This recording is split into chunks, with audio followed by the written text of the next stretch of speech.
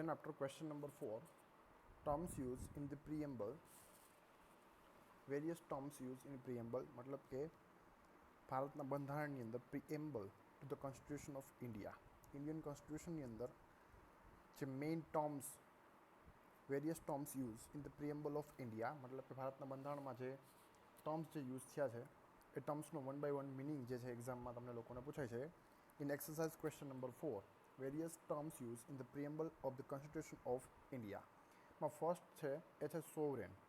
આ સિમ્પલ જે મિનિંગ હતા મેં તમને કરાવેલા હતા previous lecture. Sovereign, socialist, democratic, Republic. Now what's the meaning of sovereign? The word implies that India is neither a dependency nor a domain of any other nation, but an independent state. It means to say that કે word એવું કહે છે કે India is neither A dependency. India કોઈના ઉપર dependent છે નહીં. મતલબ હવે આપણે કોઈના ગુલામ નથી, હવે બ્રિટિશરોના આપણે ગુલામ નથી, મતલબ આપણે એના ઉપર ડિપેન્ડ નથી કરતા. Nor a domain of any other nation. એનો મિનિંગ એવો થાય કે આપણી નીચે પણ કોઈ, આપણી અંડરમાં કોઈ પણ છે નહીં, મતલબ આપણે પણ કોઈને ગુલામ બનાવીને રાખેલો છે નહીં. બટ ઇન્ડિપેન્ડન્ટ સ્ટેટ, આપણે હવે ઇન્ડિપેન્ડન્ટ છીએ, મતલબ આપણે કોઈના ગુલામ નથી અને કોઈ આપણું ગુલામ નથી. There is no authority over him, મતલબ કે આપણા ઉપર કોઈ પણ જાતની કોઈની સત્તા નથી, કોઈની પણ ઓથોરિટી આપણા ઉપર એપ્લિકેબલ થતી નથી, કોઈના રૂલ્સ રેગ્યુલેશન કોઈ પણ કન્ટ્રીના ઇન્ડિયામાં એપ્લિકેબલ થતા નથી. Because India is a independent state, India is a independent country. And he is free to carry out his own affairs, both internal and external as well. મતલબ કે ઇન્ડિયા પાસે પોતાની પાસે પાવર છે to carry out its own affairs, મતલબ કે પોતાના દરેક અફેર્સ જે ઇન્ટરનલ મેટર હોય, કોઈ પણ જાતના ઇન્ડિયાના રિલેટેડ કોઈ પણ પ્રોબ્લેમ હોય એનું સોલ્યુશન કરવું, ઓર એક્સટર્નલ મેટર. એક્સટર્નલ મેટર મતલબ કે ઇન્ડિયા અને પાકિસ્તાનનું જે યુદ્ધ થતા હોય કે ઘણા બધી વાર તો કે બંને વચ્ચે જે પણ ડિસ્પ્યુટ અરાઇઝ થાય at that time India's own power, એની પાસે પોતાનો જે એક અલગ પાવર છે to manage all the affairs, both internal affairs and external affairs.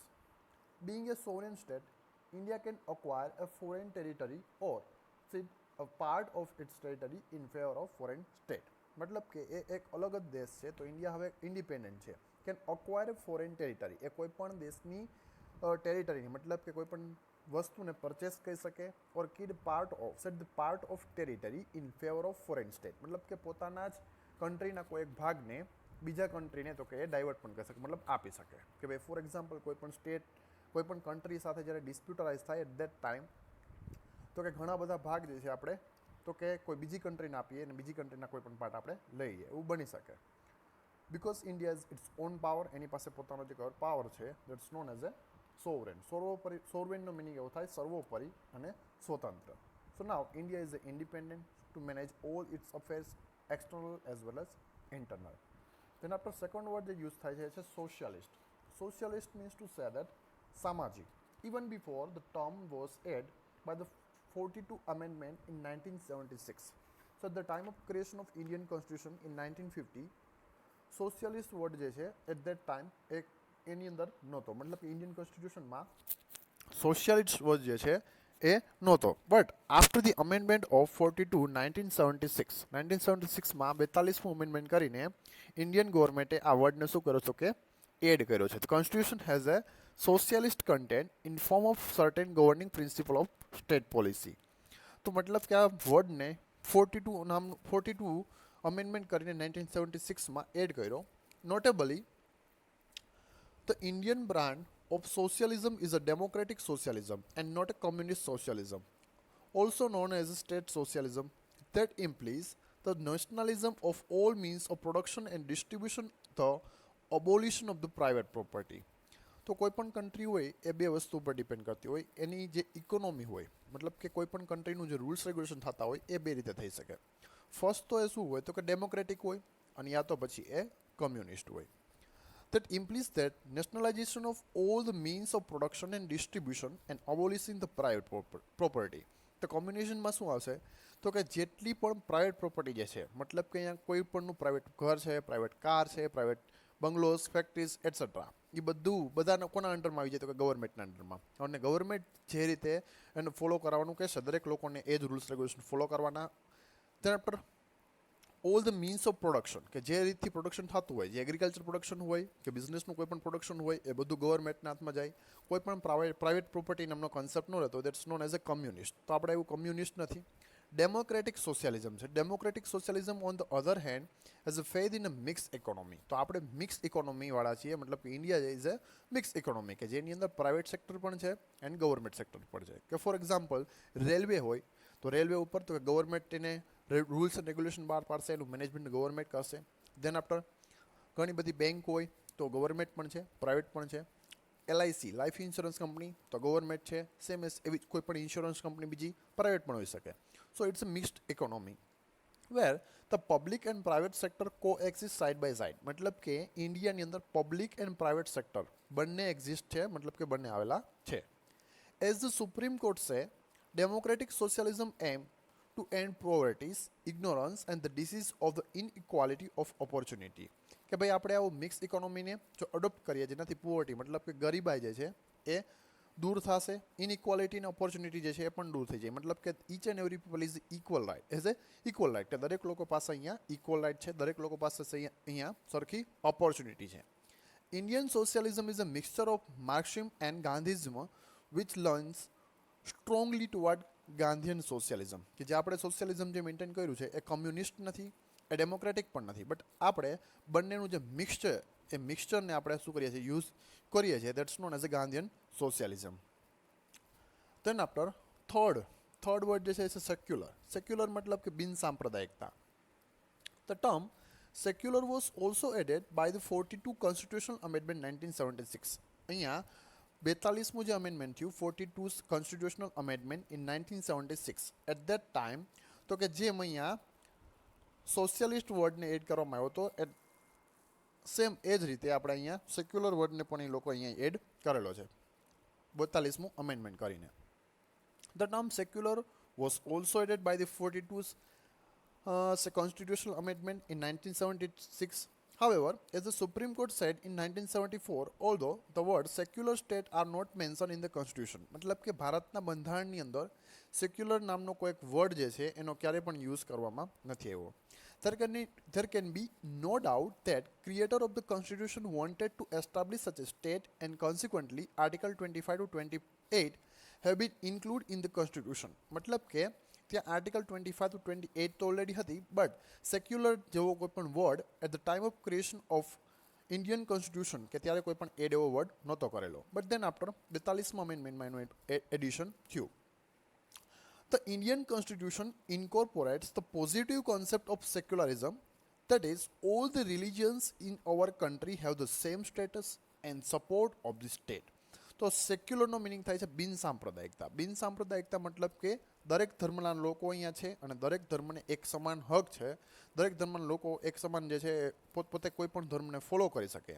તો all the religious in our country કે આપણી કન્ટ્રીની અંદર બધા જ ધર્મ છે હેવ ધ સેમ સ્ટેટસ, કે કોઈ ધર્મ ઊંચો નથી, કોઈ ધર્મ નીચો નથી, કોઈ અહીંયા મોટું નથી, કોઈ ધર્મ કોઈ નાનો નથી. હેવ ધ સેમ સ્ટેટસ, દરેક લોકોને સમાન અધિકાર છે.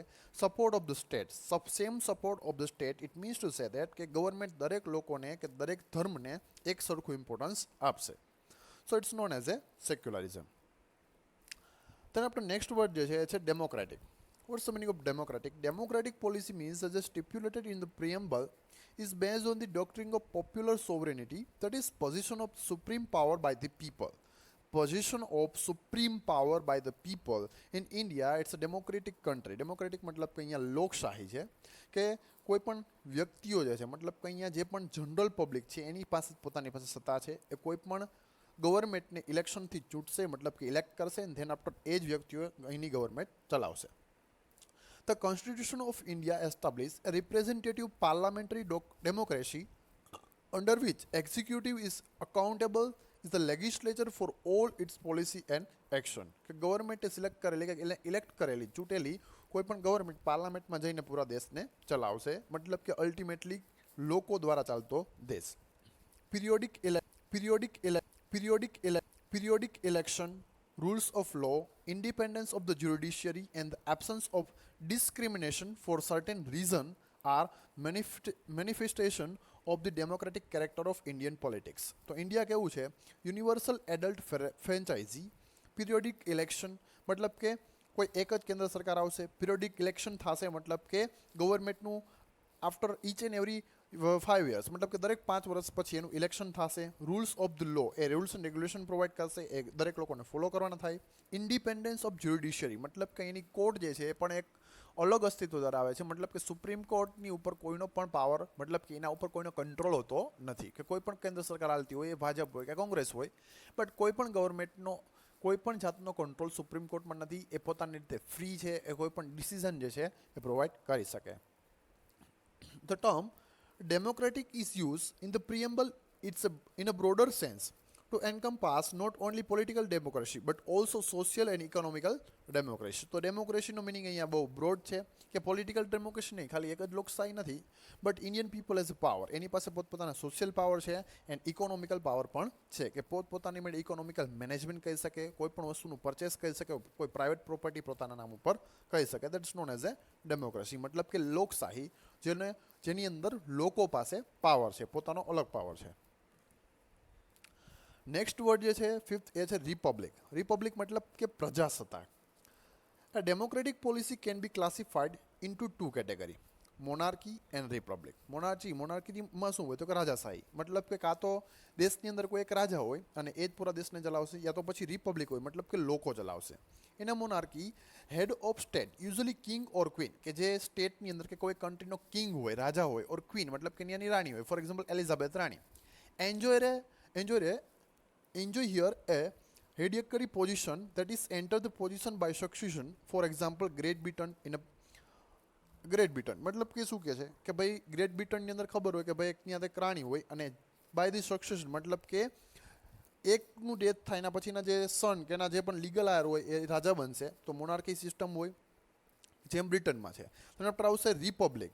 On the other hand the head of state is always directly or indirectly elected for a fix period, કે ડાયરેક્ટલી ઓર ઇનડાયરેક્ટલી એનું ઇલેક્શન કરીને એ લોકો ફિક્સ પીરિયડ માટે, કે ઇન્ડિયાની અંદર 5 વર્ષ માટે કોઈ ગવર્મેન્ટને લઈને આવશે, કાં તો ભાજપ અને કાં તો પછી Congress.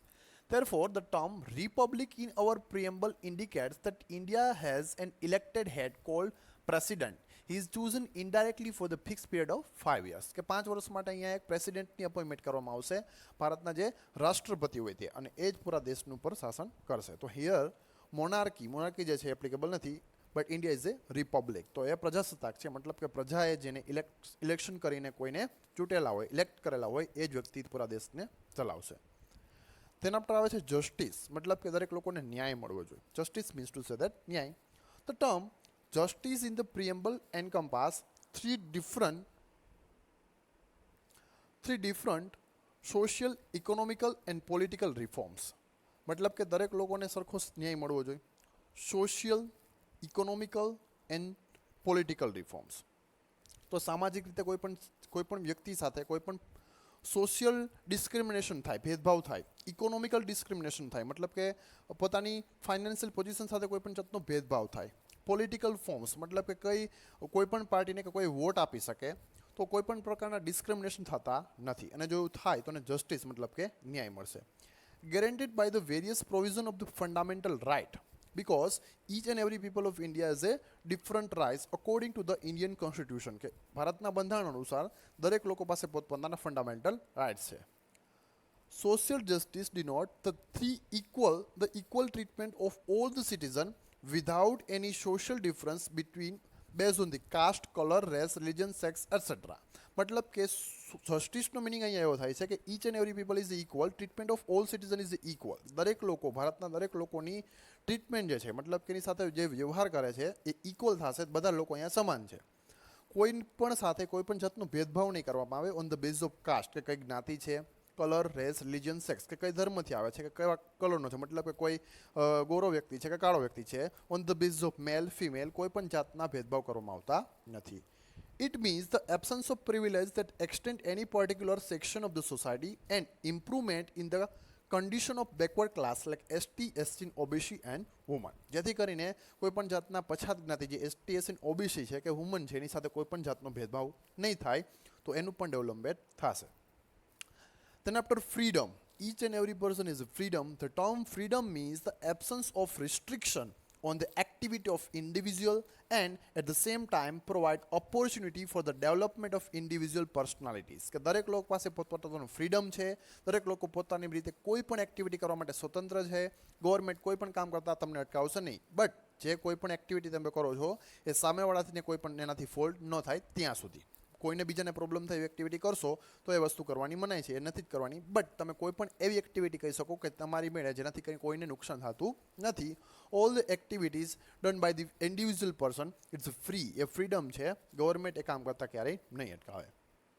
The preamble guarantees to all the citizens of India the freedom of thoughts, expression, belief, faith and worship. As I say earlier, કે દરેક લોકો પાસે પોતપોતાના વિચારો રાખવાની સ્વતંત્રતા છે, પોતાની મેળે મતલબ પોતાની રીતે કોઈ પણ વસ્તુને બોલી શકે, વર્શિપ કોઈ પણ ધર્મને અપનાવી શકે through their fundamental rights, because it says fundamental right provided by the Indian constitution, કે ભારતના બંધારણે એ ફંડામેન્ટલ રાઇટ ઇન્ડિયાના દરેક લોકોને પ્રોવાઈડ કરેલા છે. Enforceable before the court in case of violation, કે તમને તમારા રાઇટ મતલબ કે જે ફ્રીડમ મળેલો હોય એ કામ કરતાં કોઈ જો અટકાવશે, વાયોલેશન થાય તો તમે કોર્ટમાં જઈને તમને ન્યાય મળશે. Freedom as detailed in the preamble is a very essential for the successful function of the Indian democratic system. Indian democratic system ને ચલાવવા માટે freedom એ ખૂબ જ ઇમ્પોર્ટન્ટ છે. Without freedom it's not possible to perform any type of action in the country. તો એના વગર કોઈ વસ્તુ પોસિબલ નથી. However, freedom does not mean license to do what one wants, and it must be enjoyed within the limitation mentioned in the constitution itself. કે શું કહે છે કે ફ્રીડમનો મતલબ એવો નથી કે તમારી પાસે લાયસન્સ છે કે ગમે તે વસ્તુ તમે ધારો એ કરી શકો, જે મનાવે એ કરી શકો, એવું નથી. But it must be enjoyed within the limitation, કોઈ એક લિમિટની અંદર રહીને તમારે એ વસ્તુને એન્જોય કરવાની છે. કે ફોર એક્ઝામ્પલ તમારે જોરથી મ્યુઝિક વગાડવું છે તો તમે કરી શકો, બિકોઝ યુ હેવ ફ્રીડમ, કે ભાઈ તમારી પાસે ફ્રીડમ છે, યુ કેન ડુ ઇટ, તો તમે એ વસ્તુ કરી શકો. બટ રાતે 3 વાગે રોડ ઉપર જઈને ડીજે વગાડવું તો એ પોસિબલ નથી, બિકોઝ એનાથી કોઈ પણને નુકસાન થાય, તો એવી વસ્તુ કરવાની થતી નથી. તો એ એક લિમિટેશન છે. In short, the freedom conceived by the preamble to the fundamental right, it's not absolute but qualified. મતલબ કે એબ્સોલ્યુટ રાઇટ નથી કે કોઈ પણ વસ્તુ કરી શકો મન ફાવે તે, બટ ઇટ્સ એ ક્વોલિફાઈડ, કે એ સર્ટેન સબ્જેક્ટ ટુ કન્ડિશન મતલબ કે ઘણી બધી ટર્મ્સ એન્ડ કન્ડિશન જે છે એ ફોલો કરવાની, જેથી કરીને કોઈને પ્રોબ્લેમ ન થાય એવા કોઈ પણ કામ કરી શકો. ઠીક છે. ધેન આફ્ટર છે equality. What's the meaning of equality? The term equality means the absence of social privilege for any section of society and the provision of adequate opportunity for all the person without any discrimination. Each and every people of India, દરેક લોકો જે ઇન્ડિયાના છે એની પાસે equality છે, મતલબ કે બધા જ પાસે સમાન એક સરખા અધિકાર છે. જે વસ્તુ હું કરી શકું એ જ કોઈ બીજી કાસ્ટનો કે કોઈ જ્ઞાતિનો કે કોઈ પણ વ્યક્તિ કે કોઈ પણ ધર્મનો વ્યક્તિ કે કોઈ પણ સ્ટેટનો કે કન્ટ્રીનો વ્યક્તિ એ જ વસ્તુ કરી શકશે, બિકોઝ બધા માટે લો કાયદો છે એ કેવો છે તો કે ઇક્વલ છે. કે ભાઈ હું કોઈનું મર્ડર કરી નાખું તો મારા ઉપર જે ઇન્ડિયન પિનલ કોડની જે સેક્શન એપ્લિકેબલ થતા હોય એ જ સેક્શન એપ્લિકેબલ થશે કોઈ તમારા ઉપર, કોઈ સેલિબ્રિટી ઉપર, કોઈ લીડર ઉપર, કોઈ નેતા ઉપર. Each and every people is a equal from the point of view of law. તો કાયદાની નજર દરેક વ્યક્તિ ઇક્વલ છે. And last one is the fraternity. Fraternity means a sense of brotherhood, કે ભાઈચારાથી રહેવાનું છે, brotherhood. The constitution promotes this cutting of fraternity by the system of unique citizenship. દરેક લોકોને અહીંયા યુનિક સિટીઝનશીપ આપવામાં આવેલી છે, મતલબ કે ઇન્ડિયન પર્સન હોય તો આપણે ઇન્ડિયન સિટીઝન જેને કહેવાય. In addition, the fundamental duties say that it is the duty of every citizen of India to promote harmony and spirit of brotherhood among all the people of India that goes beyond religious, linguistics, regional or sectional diversities. શું કહે છે કે ભાઈ fraternity રાખવાની છે, ભાઈચારો રાખવાનો છે, ભાઈચારો maintain કરવાનો છે અમોંગ ધી પીપલ, દરેક વ્યક્તિઓ વચ્ચે. And harmony and spirit of brotherhood, મતલબ કે હાર્મની મેન્ટેન કરવાની છે, સ્પિરિટ ઓફ બ્રધરહુડ જે છે મેન્ટેન કરવાનું છે. ગોઝ બિયોન્ડ ધ રિલિજિયસ, કોઈ પણની ધર્મ બાબતમાં ઉપર નીચે, મતલબ કે કોઈ પણ જાતનું ડિસ્ક્રિમિનેશન નથી કરવાનું. લિંગ્વિસ્ટિક્સ મતલબ કોઈ પણ ભાષા બોલે છે, મરાઠી છે, ગુજરાતી છે, કેરળ છે, તમિલ છે, કોઈ પણ જાતનું એની સાથે ભેદભાવ કરવાનો નથી. રિજિયનલ મતલબ કે કયા સ્ટેટમાંથી આવેલા હોય, કયા રીઝનમાંથી આવે છે, કયા પ્રદેશમાંથી આવે છે, એની બાબતમાં પણ કોઈ પણ જાતની ભેદભાવ કરવાનો નથી. ફ્રેટર્નિટી મતલબ કે ભાઈચારાની જે હોય તે ભાઈચારો મેન્ટેન કરવાનો થશે. That's known as a brotherhood. So it was your question number 4. Various terms used in the preamble to the Constitution of India, and from the next lecture I will explain Question number 5, fundamental right of the Indian citizen.